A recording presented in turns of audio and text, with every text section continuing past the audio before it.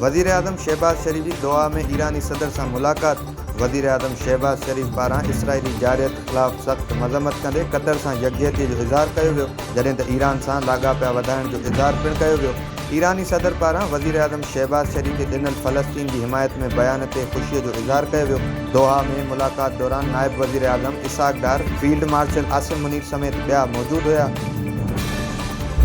जे वॾे वज़ीर सैयद मुराद अली शाह की सदारत हेठ इजलास थी गुज़रियो। इजलास दौरान कच्चे जे इलाइक़नि में हलंदड़ ऑपरेशन, वधंदड़ बदअमनी ऐं धाड़नि ख़िलाफ़ सिंध जे वॾे वज़ीर इंटेलिजेंस बेस्ड ऑपरेशन के तेज़ करण जो हुकुम जारी करे छॾियो।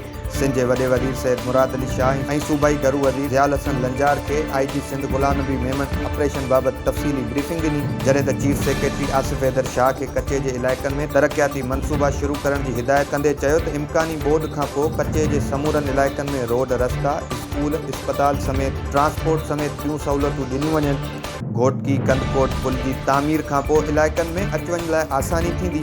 Mayor Karachi Murtaza Wahab tanker mafia के ख़त्म करण लाइ ब्रीफिंग ॾींदे चयो त 243 गैर कानूनी हाइड्रेन टेस्ट खे मसमार कयो वियो आहे। 212 FIR दाख़िल करे 103 माण्हू गिरफ़्तार थिया आहिनि। 3200 टैंकर्स के QR कोड ज़रिए रजिस्टर कयो वियो आहे। वाटर बोर्ड की आमदनी में 6 करोड़ रुपया इज़ाफ़ो थियो आहे। हब में बिजली के वॾे ब्रेकडाउन सबब पानी की फराहमी सख्त मुतासिर थी वही है, जॾहिं त वाटर कॉर्पोरेशन के तर्जुमान मूजिब बिजली की फराहमी बंद थियण खां पोइ मरम्मती कम शुरू किया वियो आहे। पानी की लाइन ओवरफ्लो थियण की इतला मिलण बाद ऑफिसर और टेक्निकल टीमूं वाक़े वारे हंध पहुंची मरम्मती कम जो जायज़ो वरतो। मरम्मती कम मुकम्मल थियण बाद इलाइक़े में पानी की फराहमी कई वेंदी। अमरीकी सदर डोनाल्ड ट्रंप पारां ख़ानगी अख़बार न्यूयॉर्क टाइम्स तरफ़ां ग़लत ख़बर शाया करण तां $15 बिलियन हर्जाणे जी दावा कंदे फ्लोरिडा की अदालत में केस दाख़िल करण जो ऐलान करे छॾियो। सदर ट्रंप मूजिब न्यूयॉर्क टाइम्स काफ़ी डिघे अरसे खां मूं ख़िलाफ़ कूड़ियूं ख़बरूं हलाए मूंखे बदनाम करे रहियो, जेको सिलसिलो हाणे ख़त्म थियणु घुरिजे।